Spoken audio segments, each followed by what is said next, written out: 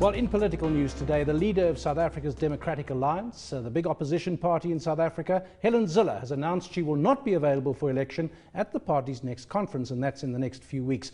Helen Zille joins us now from our Cape Town studio. Good evening to you, Helen. Looking at you just before we came on air, I thought she looked quite relaxed, perhaps a weight from her shoulders, knowing that you're going. But why now? Well, why not now?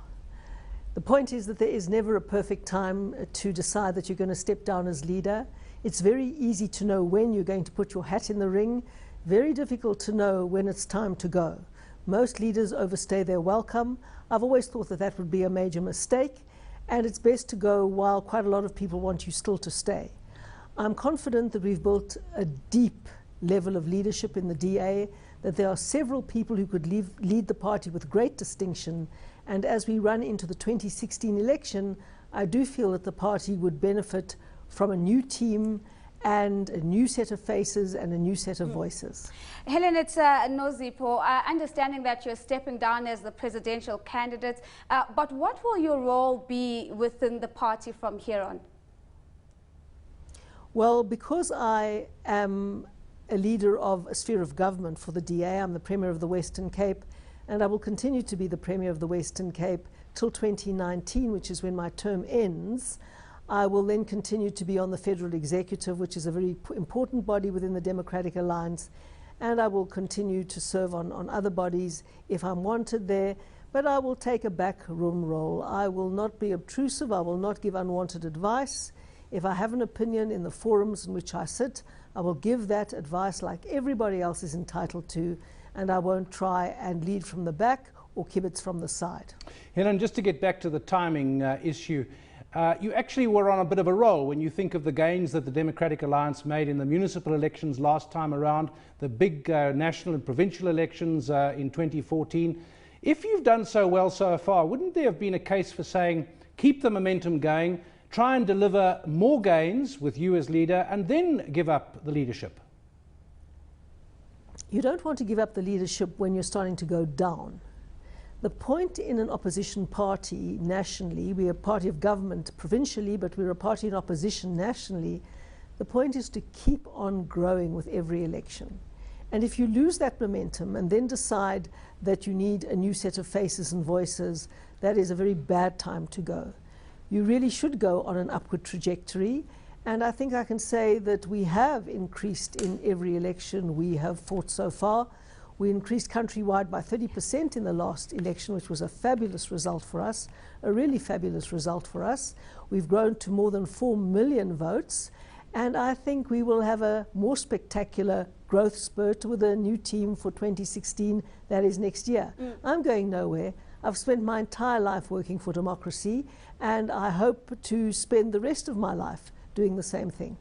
There have been voices that suggest that your stepping down is perhaps the DA's best shot at getting an even bigger vote from the black community or the black electorate. How do you respond to that? Well, the point is that every vote in the polls has an equal value. And we want to build the non-racial center of South African politics. We believe that there is a majority in South Africa for the values that we stand for non-racialism, for a fair society, for a free society where everyone has the means and the opportunity to use their freedom. That's what we stand for, and we believe that most South Africans stand for that. And we want to build a non-racial majority at the center of South African politics. That's our aim, that's our goal, and all South Africans are needed for that project. Helen, you say you spent your whole life fighting for democracy. Where do you see our democracy at the moment? How fragile is it? How strong is it? And what part is the DA going to play in that?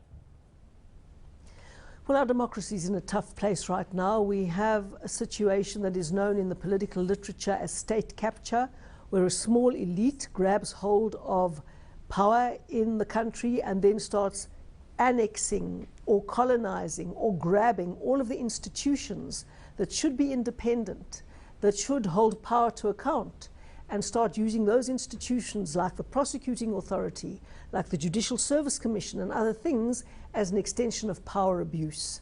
That's what we're seeing now, and it's a great risk. And we are in a race against time in South Africa. That is why we haven't got a minute nor a single vote to lose in ensuring that our constitution works and that our democracy is a success.